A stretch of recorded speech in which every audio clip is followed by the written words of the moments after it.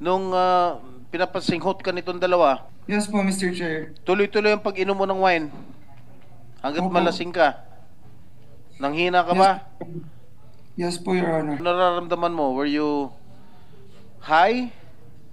Nanghina ka ba? Namanhid po ako, Your Honor. Ha? Minanhid po ako, Your Honor. Ano to? Namanhid. Minanhid po. Namanhid. Namanhid. Namanhid. Yes po, Alright. Your Honor. So you lie down in the bed. Am I correct? Correct me if I'm wrong, ha?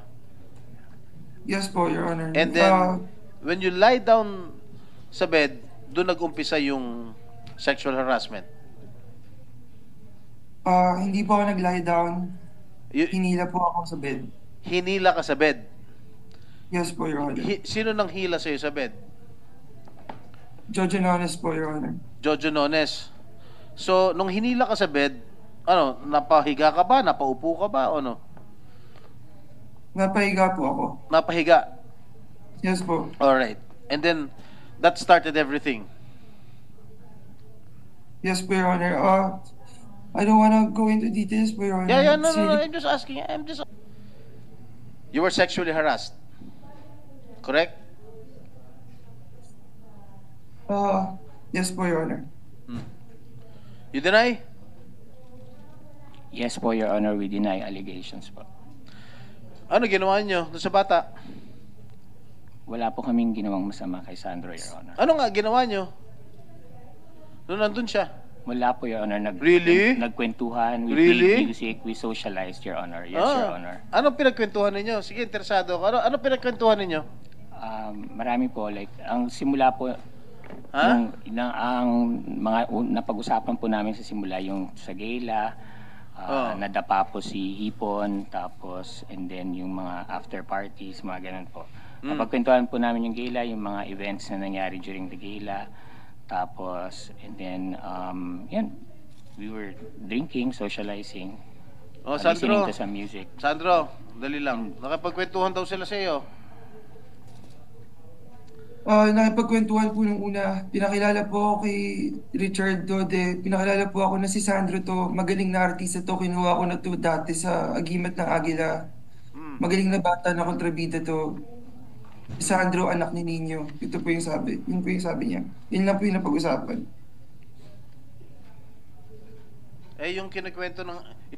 Yung kinikwento ni Mr. Nones ngayon, yung ba pinagkwentuhan ninyo? Hindi po totoo, Your Honor. Mr. Nones. These are allegations po, Your Honor, kasi we were just socializing po. In fact po, during the entire time, nakakapag-text freely po si Sandro. He was texting freely, so wala pong anything that connects to his allegations, Your Honor. Can you repeat it again? We deny po the allegations kasi po Ibig sabihin, pinatawag mo yung bata para makapagkwentuhan lang. Hindi ko po siya pinatawag, Your Honor. Kung nga nag-text eh.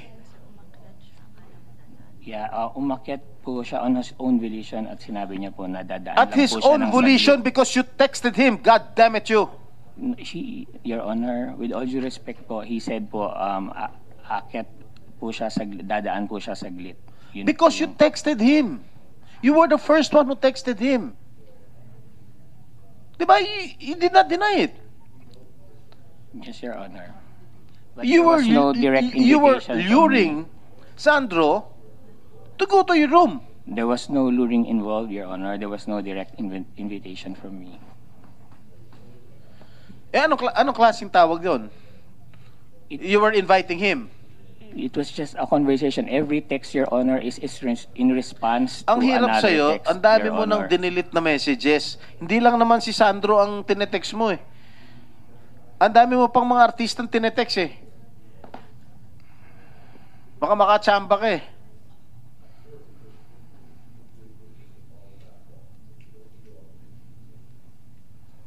Oh no, you tell me the truth. We're here to ferret out the truth. The whole truth and nothing but the truth. Okay?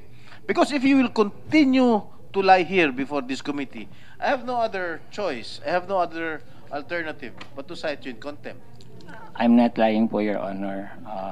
Did you harass him? No po, Your Sexually Honor. harassed? No po, Your Honor. Really? Huh? Really? You don't talk, you give advice.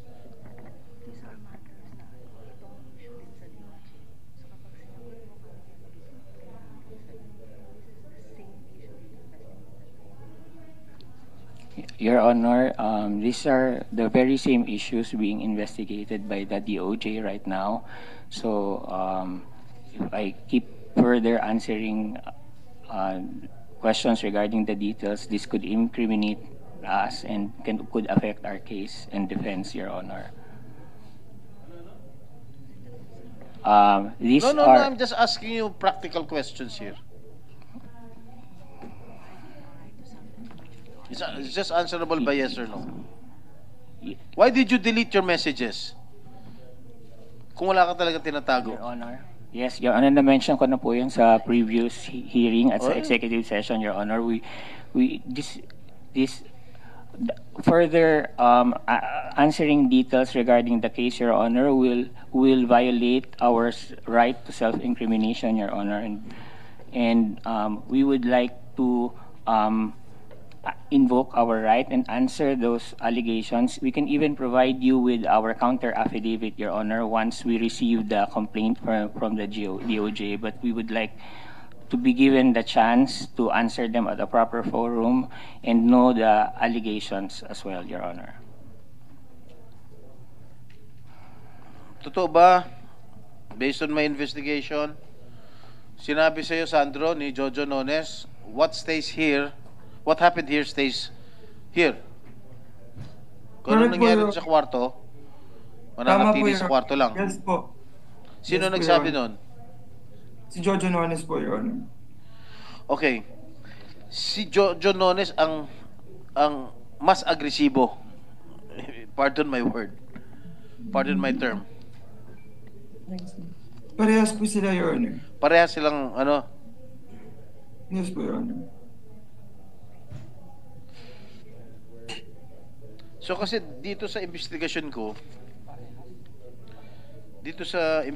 ko, no, binasa ko rin nung nakaraan. There was really sexual assault. Tinanggal mo yung t-shirt ni Sandro, di ba? Mr. Nones, No po, Your Honor, hindi po. tinanggal mo yung t-shirt. No po, Your Honor, hindi po. Ha? No po, Your Honor, hindi po. Tinanggal ba t-shirt mo, Sandro? Si Richard po yung nagtanggal. Polo po yung tinanggal, hindi po t-shirt, Your Honor. Pero, Oh, Richard. Your Honor, Your Honor, hindi po totoo yun. Tanga ng tunga. Puta, hindi na kayo naawa sa bata. Puta, yun na. Ha? Tapos lahat ng kababuyan ginawa niyo sa bata, puta.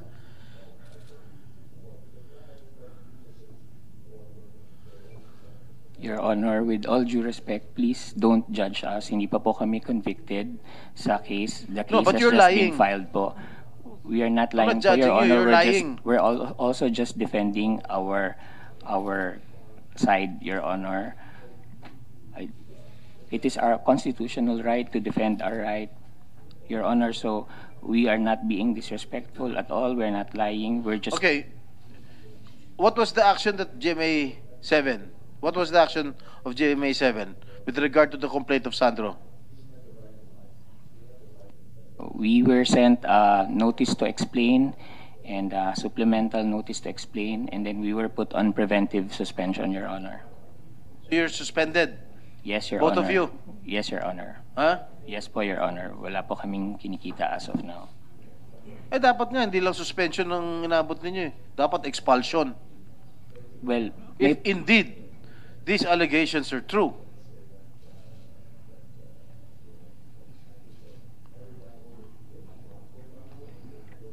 Hindi naman sa I'm not preempting everything, no? Pero base sa sa usap-usapan, base rin sa investigasyon ko, may drugs involved. Okay? Ang tanong, saan mo kinuha ang drugs? Ha? Saan nyo kinuha ang drugs na pinangsinghot nyo rin sa bata? Na wala namang kaalam-alam yung bata. First time niya ginawa na dahil because you lured him to take these drugs. Tana, kabat, ilan taon nito? 23? 20, ilan taon ka na ba, Sandro? 23 po, Your Oh. Honor. Ngayon lang siya, umaayaw na nga. Pinilit nyo pa. Umaayaw na ngang suminghot. Pinipilit mo pa.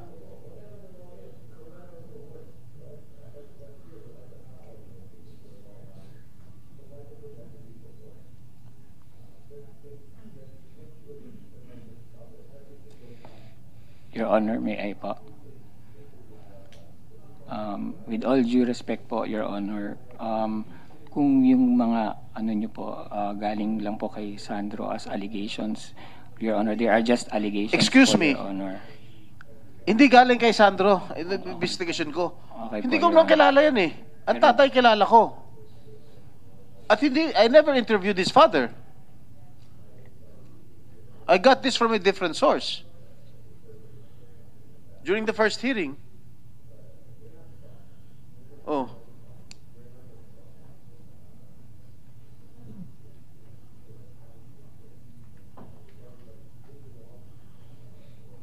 Huwag mo turuan dito. O ano, Mr. Nones, you still deny the allegations? Ha? Yes po, Your Honor, kasi kaming tatlo lang naman po ang nandun sa room, so wala pong ibang source ng information, Your Honor.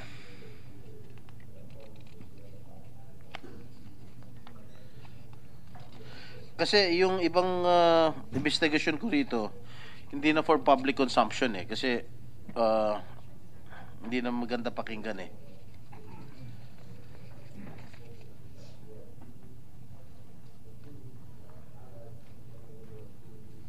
I will not go in, masyado kasing malaswa itong ginawa ko investigasyon. Masyado malaswa. And you still deny na wala kayong ginawang masama dito sa bata. Nakipagkwentuhan lang. Yes, ninyo. Yes, Your Honor. I'd just like to, because the last hearing, yung second hearing po, we were all under oath, and they said that they never offered any donation. They never offered me any donation of to a charitable institution of my choice. But Attorney Annette Gozon has proven that they did through an affidavit. Where is the affidavit? Do you have a copy? Oh, ito pala, nagsisinungaling na kayo. Yan. May affidavit na si Attorney Annette. With due respect, Your Honor, may we be allowed to read the affidavit, Your Honor? It's a right of my client to be confronted with all the evidence of the witnesses against them, Your Oh, Honor. sige. Paige, can we have the affidavit of Attorney Annette? Your Honor, the affidavit is being reproduced right now, Your Honor. I'll give them a copy.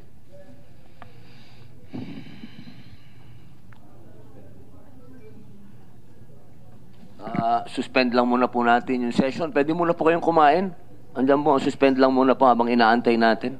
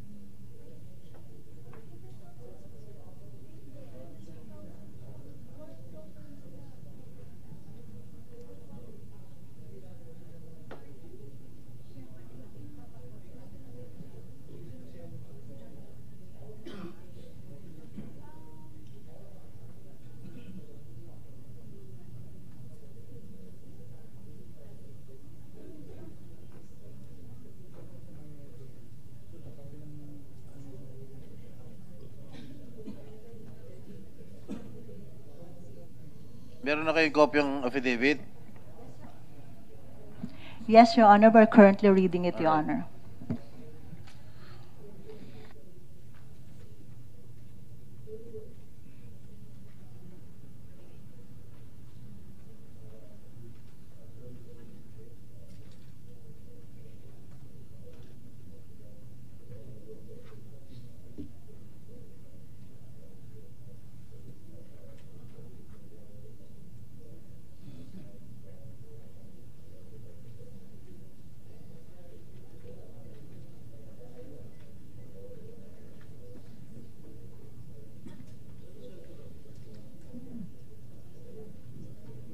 Ready to resume, Mr. Chair?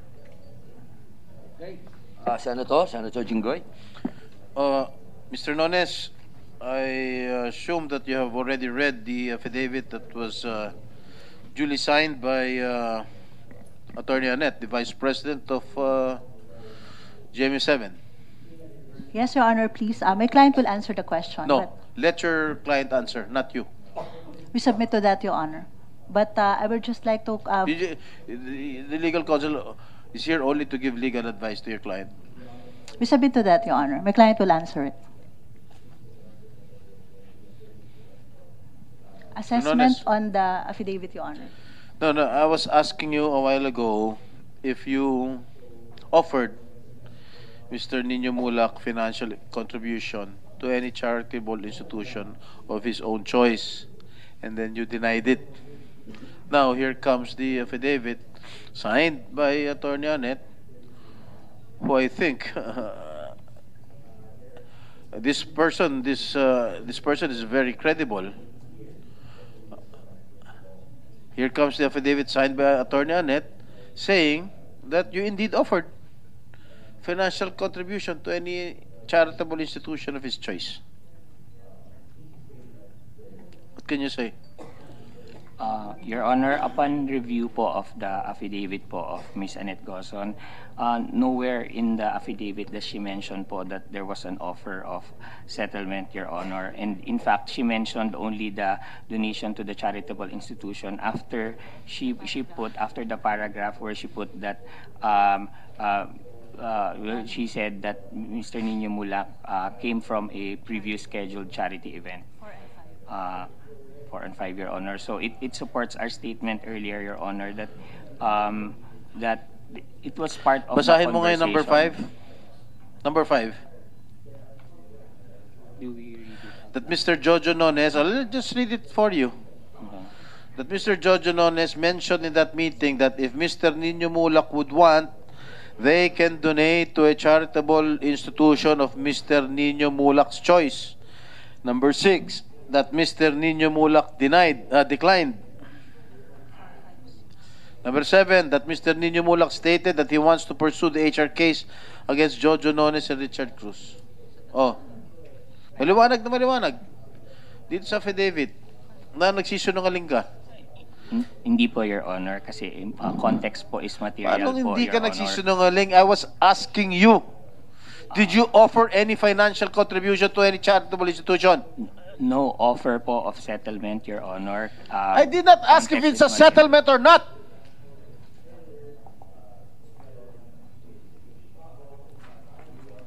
The only question I'm asking you is that if you offered financial contribution. I did not say it's a settlement. You're putting words into my mouth.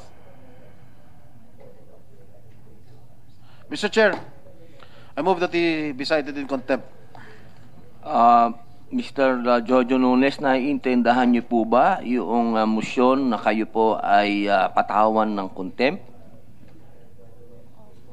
Opo, Your Honor, pero with all due respect po, Your Honor, nag-explain Wala lang na, po ako. nagsisungaling ka na eh. Alam mo, nagpapaliwanag Jojo, lang po ako. alam mo, hindi kita kilala ha. Kahit matagal na ako sa showbiz, hindi kita kilala. Pero, huwag naman ganun. Ha? We are here trying to know the truth, to ferret out the truth. Eh, pag patuloy ka nagsisungaling dito sa amin, talagang, isa-side ka namin in contempt. Maliwanag na dito sa affidavit. Maliwanag na sinabi ni Sandro. May drugs pa involved. may sexual harassment na involved. Hindi lang nga sexual harassment eh. Assault eh. Dahil pinagsamantalahan nyo yung bata, pinag-take nyo ng drugs, tsaka nyo pinagsamantalahan. That is a, what do you call this? Drug-induced sexual assault? Tama ba yung sinabi ko, attorney? NBI. Kawawa naman yung bata. Pinag-drugs yun hinalay nyo pa. NBI? Sir, Your Honor, good afternoon po. There was an allegation po na pinag-sniff po siya ng drugs before the alleged na pang-aabuso po. See? Continue deny. Continue denying it. Oh, Mr. Jojo, Sergeant at Arms, tell Sergeant at Arms to Mr. Chair. sasagot po ba kayo o yan pa rin po ba ang sagot po ninyo? Yes po, Your Honor. Sumasagot po kami. These are allegations po. At Opo, mismo po si Attorney Conales po, sinabi niya po, allegations lang po. And Allegations lang. we deny po the allegations, Your Honor. Po, there is a motion to cite Mr. Jojo Nones in contempt. Without any objection, the motion is approved. So ordered. Meron pong motion para patawan si Jojo Nones ng Senador contempt. Bang. Dahil wala pong nag-o-object, Your Honor, pinapayagan po please. ito at pinag-uutos. Sergeant at Arms. Hindi pwede. Bring him to the detention cell.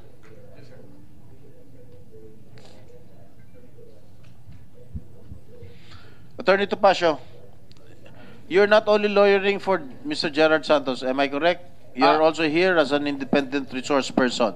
Yes, because Your you're Honor. handling cases relative to these issues. Yes, Your Honor. Correct? Yes, Your Honor. Alright.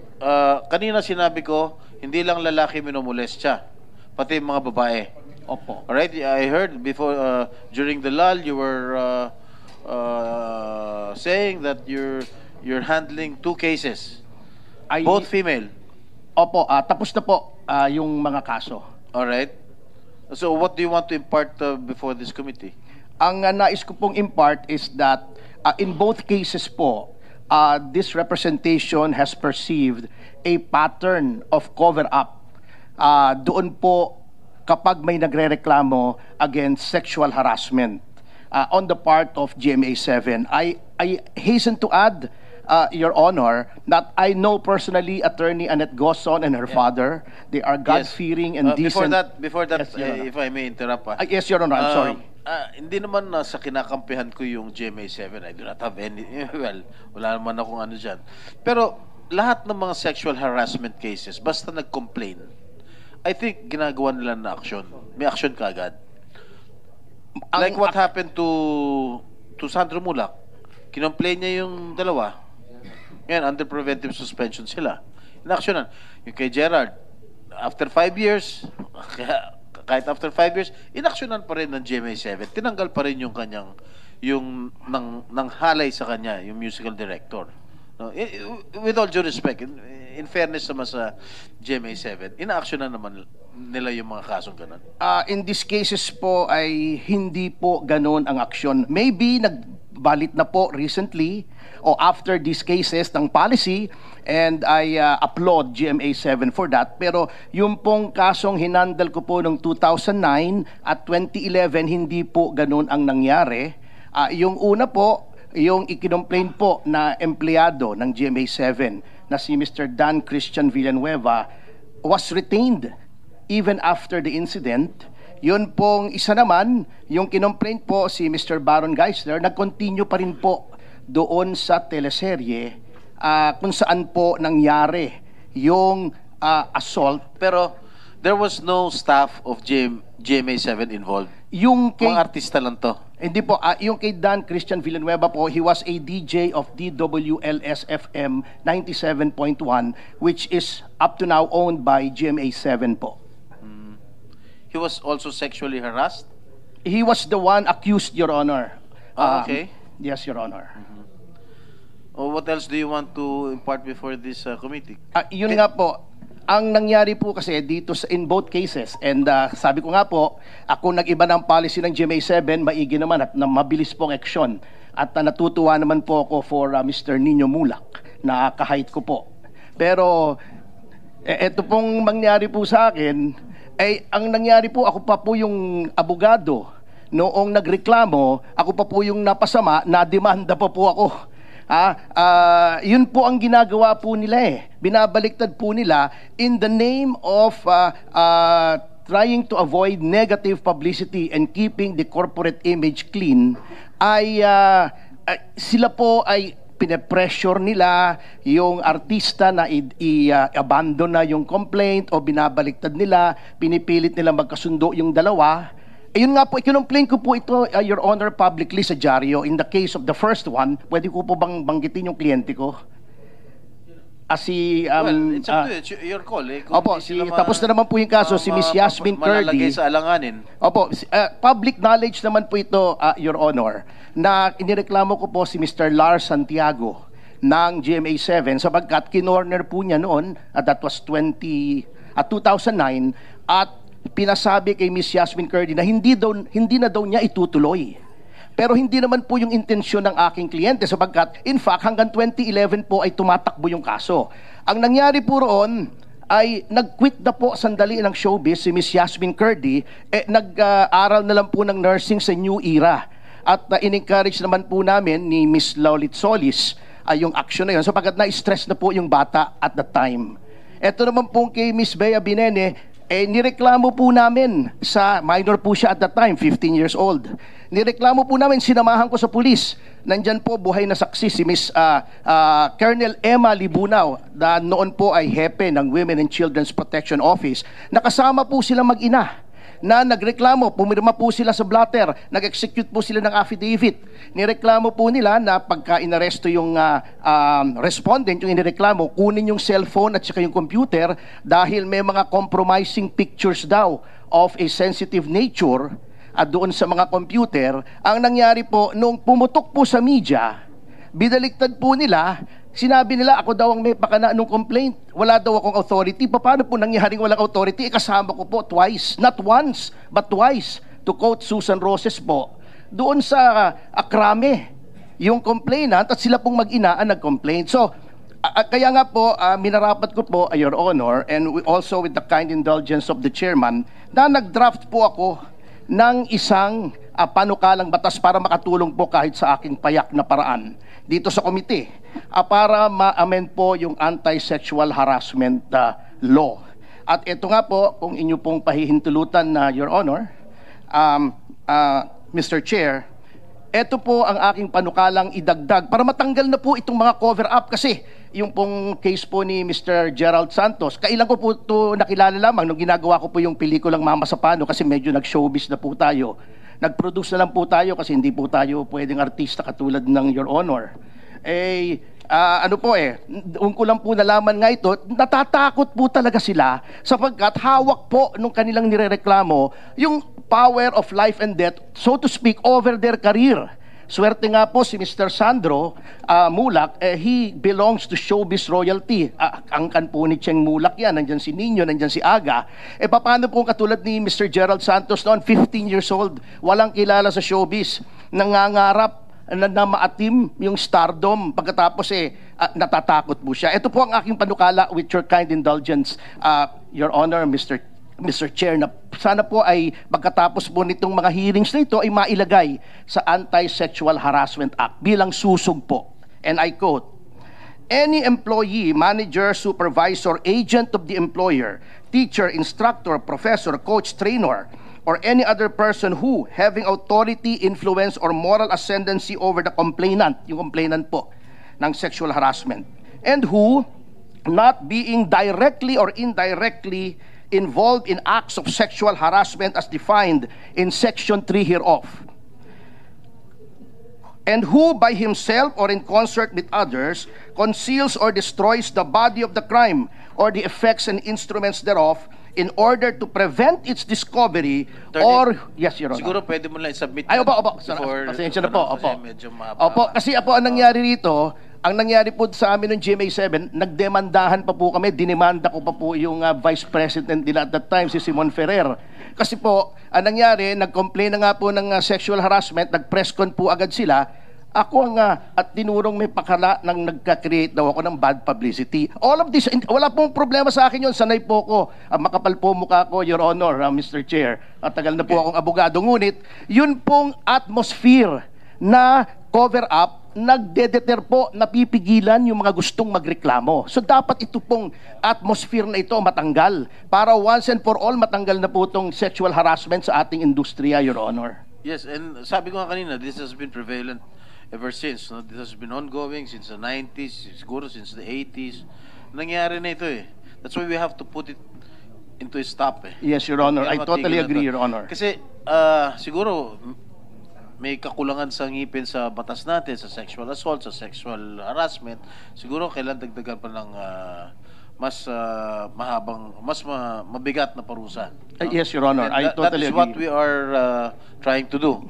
We are inviting resource persons like you, independent resource persons. Inimbita rin ni Senator Robin si Attorney Lorna Kapunan. From there, we can start to craft a law that will add teeth to this law na hindi na maulit itong mga ganitong klaseng karahasan na nangyayari sa mga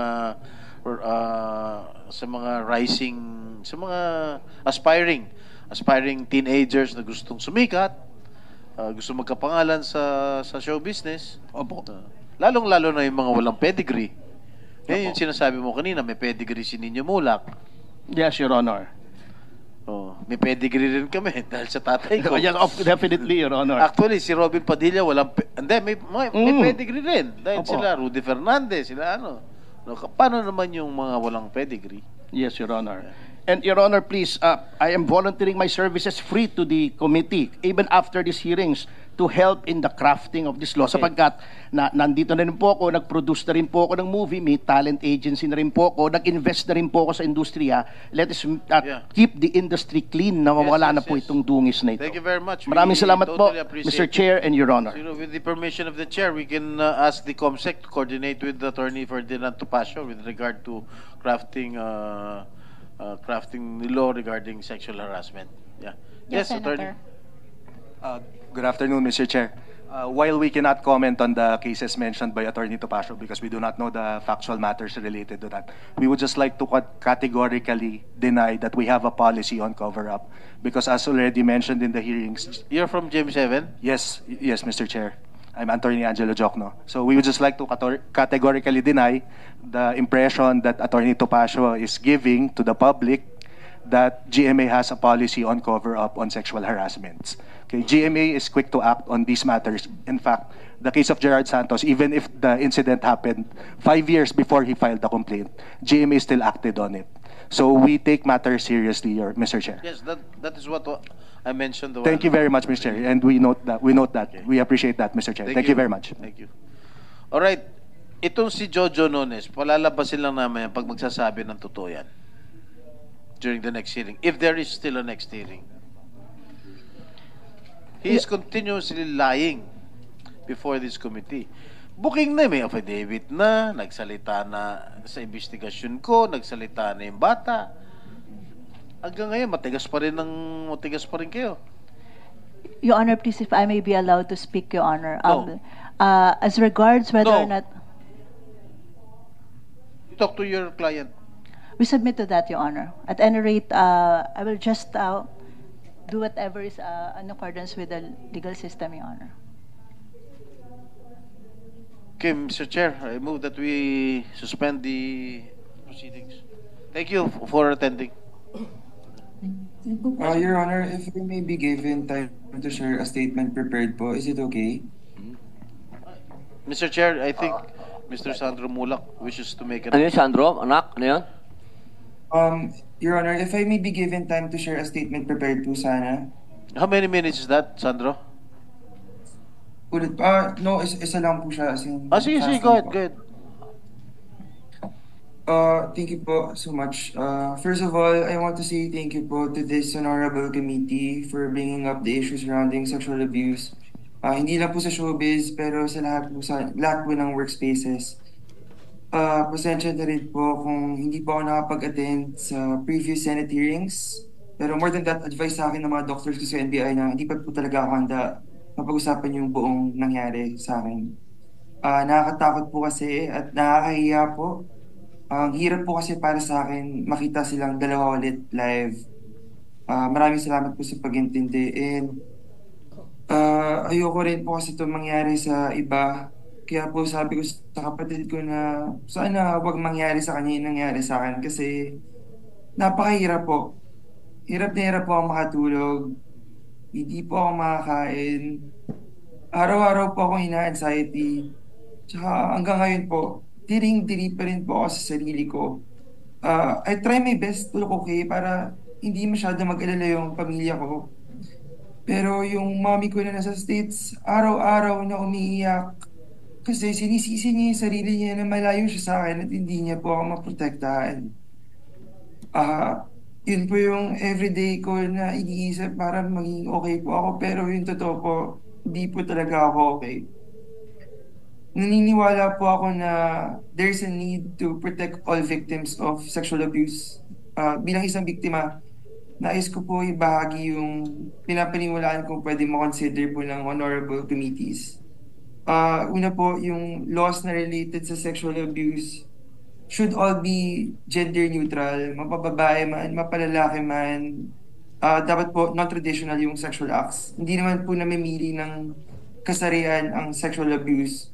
And marami naman pong paraan na baka marami pong paraan ng pang-uubuso na baka hindi po malinaw sa ating mga batas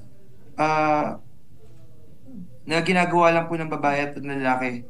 And sana po magkaroon ng batas para protektahan yung mga biktima. Nakakatakot po kasi talaga. Like sabi po ni Kuya Gerald Santos, it's really hard to speak up. Kahit po sa papa ko, nahihirapan po ako magsabi. Umiyak po ako sa harap niya kasi napakahirap pong tanggapin na pinaboy ka. Hinaras ka lahat po ng bagay na yun. Para ka pong pinapak-apakan. Sobrang nakakababa po. Nakakatakot po talaga magsumbong. Ako nga po, inabot ako ng 10 araw bago po ako magsabi sa mag-report. Kasi ayoko po talaga kumalat to kasi natatakot po akong maapektuhan yung career ko sa GMA kasi 3 years ko po inalagaan yung pangalan ko sa GMA. Lahat po pinakasamahan ko po ng maayos, lahat po ng mga boss ko, even yung manager ko po, alam po nila yan.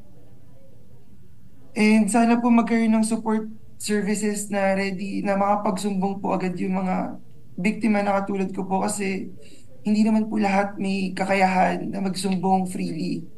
Kasi po pwede po sila balikan ng mga perpetrators na gumawa ng case po na yun. Yun po. Maraming salamat po, Your Honor. Maraming salamat, Sandro. Kung meron pong bago po tayo mag-suspend, baka may gusto pong sabihin si Sir Nino Mulak. Your Honor, I'd just like to thank everyone who attended the hearing today and for taking time out to attend to this hearing and sa suporta po ng lahat po ng mga kaibigan at nagmamahal kay Sandro, maraming salamat po. Na-file na po namin yung case and hopefully mapadali ang pagdating ng justice para kay Sandro. Yun na po. Okay. NBI, baka meron po kayong gustong sabihin? O ako meron gustong sabihin sa NBI. Maraming salamat po sa inyong magandang pagsasagawa ng investigasyon. Baka meron po kayong gustong sabihin? Magandang hapon po, Your Honor. We would like to thank you for considering the mental well-being of Sandro at naiintindihan niyo po yung kalagayan niya ngayon. As we can see, he is already stressed and undergoing anxiety. And salamat po sa pag-intindi, and rest assured that NBI will do our job. Salamat po. Mr. Chair. Opo, sandali lang po. Alam niyo po, Ma'am Rubilin Lumampao, isa po tayo ako ay naniniwala na matindi ang epekto nito. Iba to kasi iba to. Parang siguro bukod sa professional help, siguro spiritual help din siguro kailangan. So maraming salamat po sa very professional ang NBI. Attorney Topacio, may gusto po kayong sabihin? Opo, don't worry, Mr. Chair, this will be short, just like me. I would like to address yung abogado po ng GMA, Panyero. Alam niyo po, kilala ko yung mga Gozon, I even work with them kasi may production po ako right now. One is ongoing. Mga God-fearing and decent people po sila. They will not countenance this kind of behavior. Alam ko po yun, for a fact. Ngunit, Panyero, nothing personal, but if you are in denial... Attorney Topacio, dito lang muna po ang direkta ng... I'm sorry. But I'd like to tell the counsel for GMA that if GMA, if the legal is in denial of these things, ay hindi po natin mareremedyohan yan, Mr. Chair. Alam niyo po, hindi na sana nangyari ito kay Sandro kung 2009, 2011, mechanisms were put in place to avoid this kind of situation, Panyero. Alam nyo, of course, hindi nyo alam yan, legal po kayo, hiwalay kayo sa production, but you have to know, Kompanyero, Mr. Chair, the Kompanyero has to know that it is usual for production to close ranks in case there are complaints like this to cover it up. Kaya nga po ang proposal ko, yung mag-cover up ng mga ganito, we will be as liable as the principal who committed the sexual harassment. That is the only way na mapipigil. But at the point of the studios, not just GMA7 but other studios, nangyayari naman po ito sa lahat mechanisms must be put in place na immediate po yung action. Kito nyo po yung dalawang kaso ko. Wala pong ginawa, nag-continuous employee yung nireklamo. Yung si Mr. Geister, nag-continue pa rin bilang artista ng series. Yun pang nagreklamo, ang napuwersang umalis kasi hindi na niya maatim na nakikita niya doon sa set yung nireklamo niya na hindi naman tinanggal. So, kung nangyari po yan, kung ginawa lang ito noong 2009, so, more than a decade ago, wala po nang mangyayari sa ganito. So, sana po, mag-commit ang GMA7 and the other studios na higpitan pa po itong mga ganito in accordance with law sapagkat may mechanism na po doon sa 78-77 ng complaint mechanism, maluwag pong masyado. At ang nangyayari, binabaliktad pa. Can you imagine? I was just the messenger. They shot the messenger. Dinimanda nila ako. Nagdemandahan kami. Nag-areglo lang kami at pinatawad ko ng mga kapwa-abogado ko. I had to sue your vice president din, your legal din. Kasi ako na nga nagreklamo, tinulungan ko na nga yung bata. Ako pang masama, sinisira ko daw yung reputasyon ng GMA7. Hindi po dapat ganoon ang attitude, Mr. Chair. Thank you. Okay po. Maraming salamat po, Attorney Ferdinand Topacio. Attorney Angelo Diokno. Opo. Thank you, Mr. Chair. Dito lang po. Yes, Mr. Chair. I'd just like to thank the Attorney Topacio for the unsolicited lecture regarding the matter. But again, we'd like to reiterate that GMA has had a policy against sexual harassment. And we have been strict about it. Again, we have never covered up any incident of sexual harassment.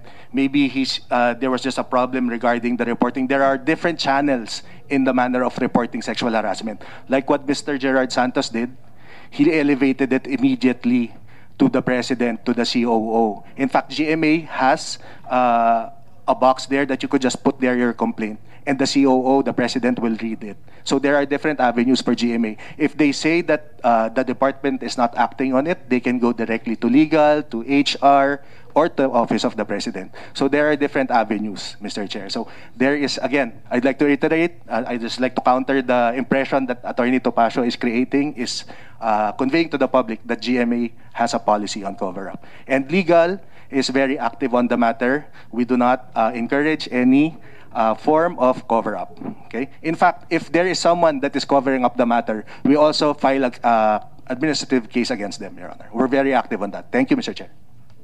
Maraming salamat po, Attorney Angelo Diokno. Sir Nino Mulak. Your Honor, I'd just like to ask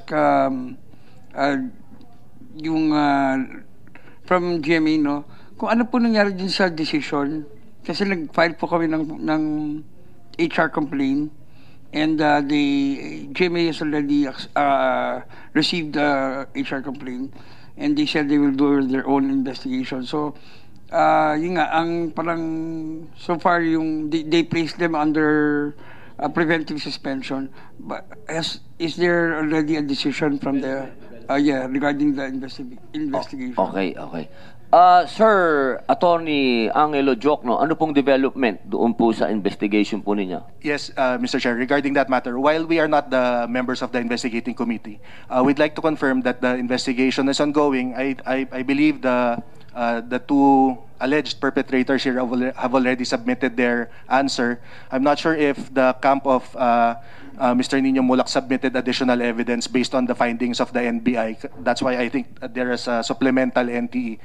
And then after that, the investigation committee has 30 days to resolve the matter. And Attorney Annette, Mr. Chair, has undertaken to furnish a copy to the committee of the resolution. So rest assured, Mr. Nino Mulak, that there will be a resolution regarding the matter. Currently, they are under preventive suspension. Okay, Sir Nino, so malinaw na inantay din nila yung sa NBI, so may 30 days. Opo. Thank you, Senator. Salamat po, Sir Nino Mulak. Ma'am Attorney Maggie Abraham Garduque. Ma'am? Yes, Your Honor, please. Thank you very much, Mr. Chair, for allowing me the opportunity to speak, Your Honor, Mr. Chair. Your Honor, my only statement is that, with due respect, Mr. Chair, I would like this honorable committee to look into the case of Bengzon versus Senate Blue Ribbon Committee, Your Honor, with respect to the jurisdiction when a case is already filed, Your Honor. With due respect, just look into it. That the moment a case is already filed, especially in this case that it is already within the jurisdiction of the Department of Justice, so that there would not be any conflicting judgments and we do not violate the exclusive domain of jurisdiction, Your Honor. We let the Department of Justice investigate and do the preliminary investigation that matter, Your Honor, Mr. Chair. Likewise, Your Honor, in the case of Bengzon versus Senate Blue Ribbon Committee, it was stated there the power of contempt of the Senate, Your Honor, where there is a period wherein how long does the detention in under contempt a person will be detained, Your Honor. That's all, Mr. Witness. Maraming salamat po, Attorney Maggie Abraham Garduque. Marami na pong mga ganyang naging usapin dito sa pagdinig po ng Senado. Maraming salamat po at nasa record po ang inyong sinabi. Thank you very much, Mr. Opo. Chair. Gusto ko lamang pong kamustahin din si Chairman. Richard Cruz. Mr. Richard Cruz, kamusta po kayo? Na-high blood daw po kayo? Ay, hindi po. Nagkaroon po ako ng gastrointestinal bleeding. Yes po. Sir Richard, hindi po kami husgado ha. Huwag po kayong masyadong ma-stress o ano lang po ito. Kailangan lang po tayo makagawa ng mga batas. At kayo po ay nakakatulong dito sa mga ganap na to. At ano po kayo? Relax lang. Ano po ito? Para po to sa bayan. Yun na lang po ang isipin ninyo. Nakakatulong tayo sa bayan. Opo. May gusto Mr. po kayong Chair. sabihin? May gusto po kayo? Sandali lang, Gerard. May gusto po ba kayong sabihin, Sir Richard? Wala na po. Opo. Okay, Sir Gerard. Mr. Gerard. Chairman, gusto ko Gerard pong Santos, opo. magpasalamat po sa Senate Committee po sa pagkakataon pong ito. At ayun po kanina po, isa rin po sa mga dahilan kung bakit din po ako nandito. Yun, na-invite po ako, salamat po. At gusto ko pong mag-shed light and wakasan din po yung stigma dito po sa ganito pong mga kaso. Kasi po, talagang, yan nga, nabanggit nga ni Sandro, talagang nakakahiya po talaga na magsalita about yung mga ganitong klaseng cases. Kaya po ako, inabot nga po ako ng 5 years, bukod sa, yun nga po, wala po akong pedigree, ako po ay baguhan, nung po sa showbiz. So wala po talaga akong lakas ng loob para magsalita. So ako po, gusto ko pong magsilbing example po sa lahat na huwag po silang matakot ngayon dahil ngayon po may boses na po ang lahat ng tao. Ayun po, at yun po sa on the part naman po ng GMA ay yun po, magkaroon po ng safeguard pa, mas magkaroon pa po ng mga policies na talagang para mas maprotektahan po, at lalo na po sa mid-level, dahil po pwede po talagang balikan kapag may nireklamo ka po, ay yung nireklamo nyo po, yung mga kasamahan niya po dyan, yung mga kaibigan niya, ay talagang ano ka rin po, babalikan ka rin po nila. So, yun po. Sana po may makreate din po na policy and rule po sa ganun po. Again po, maraming salamat po, Senator Robin. Salamat po sa pagkakataon pong ito. Isang tanong lang po sa GMA. Boss, si Mr. Gerald, nawalan daw ng trabaho sa GMA. Pwede ba natin bigyan ng trabaho? Alam kong di naman yung desisyon yan, pero pwede bang ano naman? Mr. Chair, yun nga yung sasabihin ko, we don't have a say on the matter. Pero baka napanood naman ng mga boss yung statement nyo, Mr. Chair. Tingnan natin, Mr. Chair. Maraming salamat po. Isang tanong na lang po ako kasi Ma'am Attorney Nancy G. Lozano, lagi pong nababanggit na meron tayong mga batas at meron tayong mga code na talagang hindi na pakinabang ngayon. Katulad daw po ng ating revised penal code. Naniniwala po ba kayo na obsolete na ito? Sir, yes po. Actually po, since 2011, the Department of Justice has been doing activities or initiatives to revise and update the revised penal code. So the DOJ created a criminal code committee in as early as 2013, I think, and then in 2014 po, we come up with a revised or parang in-overhaul niya po yung revised penal code by incorporating yung mga bagong laws. So there was a bill filed at the House of Representatives in 2011 and I think in 2017 po. And dito naman po sa Senate, meron pong na-file in 2016. It was filed by then Senator De Lima. But because there were two, yung version po ng sa House and sa Senate, magkaiba. So right now po the DOJ has created again or ni-revive po yung committee to consolidate po yung dalawang bill para po when we filed it sa House tsaka sa Senate po maayos na siya and also ma-update na rin ulit because from 2014, 2017 and 2023 po so marami na pong kailangan i-update. So yun pong ginagawa po ng DOJ. Thank you po. Ma'am, napakahalaga po kasi nito. Tama po kayo, no? Kasi dito nakabase tayo eh. Ang batas natin dito nakabase. So makipag-coordinate po kami sa inyo. Sana, inshallah, hopefully, dito po sa ating panahon, mabago na po natin to, inshallah. Yes po. Thank you, sir. Maraming salamat po. Kung wala na pong magsasalita, pwede na po tayo sigurong mamahinay. Meron lang akong advice kasi maraming tumatawag sa atin na ang sinasabi, bakit daw natin parang pinag-iinitan ang Channel 7? Hindi po nangyayari yun. Wala po kaming pinag-iinitan dito sa Senado. Opo, at katunayan, kanina pa po naririnig nyo naman nyo si Senator Jinggoy na lagi niyang sinasabi na umaaksyon ang GMA7. At bakit daw nawala yung Channel 2? Bakit daw hindi na raw natin tinawag? Meron naman daw din kaso naman din daw sa Channel 2 na yung po kasing kaso na Gretchen Pulido na nasa ano na po yun, nasa court. Kaya mas minatamis po natin, nakausap po natin si Attorney Lorna Kapunan na pinag-usapan po namin talaga na wag na munang pag-usapan dito. Okay, meron pa pong isa, yung sa Channel 5, na sinasabi nila na ito daw po ay pinag-usapan na sa programa ni Senator Raffy Tulfo.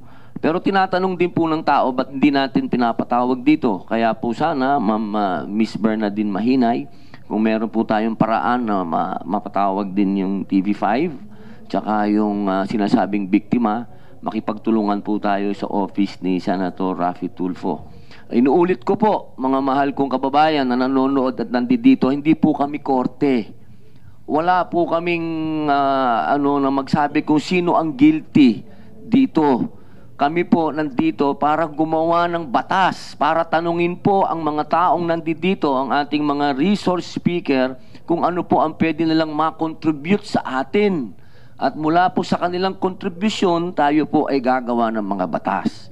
Kung ngayon man po ay nakasaksi po kayo ng meron pong na-contempt, hindi po ibig sabihin na guilty na po si Mr. Jojo Nones.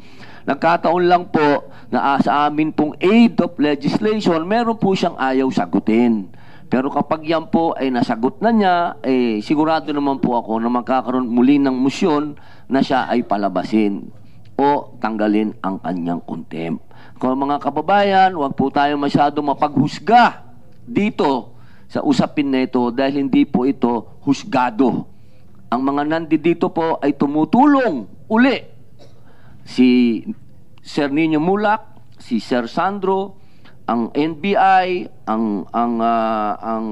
si Attorney Topacio, si Gerald, si Mr. Jojo Nunes, si Mr. Richard Cruz, ang GMA, representative ng GMA, ang DOJ, wala po ditong nagsasabi na meron ng may kasalanan. Opo, ito po, lahat nito para makagawa po tayo ng batas. At katulad po ng sinabi ni Ma'am Nancy Luzano, meron na po tayo mga obsolete na mga codes at mga batas na kailangan na po nating ayusin. Yun lamang po, maraming salamat po. Suspindido muna po ang pagdinig na to. Mabuhay po kayo.